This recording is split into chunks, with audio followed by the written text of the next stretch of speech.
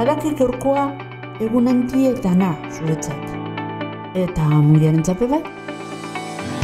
Egon tranquil, ondo prestaute zauzeta. Geur lortu behar duzuna ez da erreza, baina posible da. Garai baten sinetxu oso lana ohikoa zan, akordaten azelan osokoak alkarri lagunten geuntzan. Gerrogun ostera, emoten do bakoitzak bere burua jaboteagaz nekoa dukola. Nork bere interesak korde eta kitu. Horixe da zuk aldatu behar dozuna. Herri bat gara, ondo baino boto dakizu, eta jenteak astuta daukan hori, zeuk ekarriko dozu barriro mundial. Gaztea zara baina, adoretsua, ausarta, eta ideak arbideko zuz.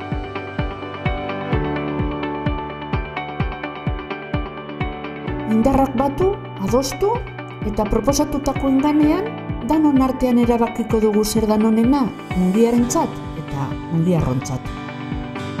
Danon artean jagon eta eraikiko dugu herria.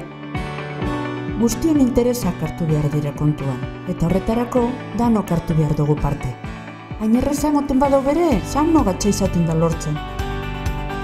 Baina horixe da parte hartzea, orain zure txanda da.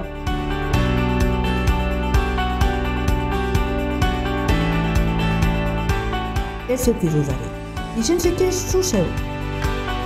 Egin berba, entzun, eztabaidatu, ulertu, izan zintzoa eta hartu parte.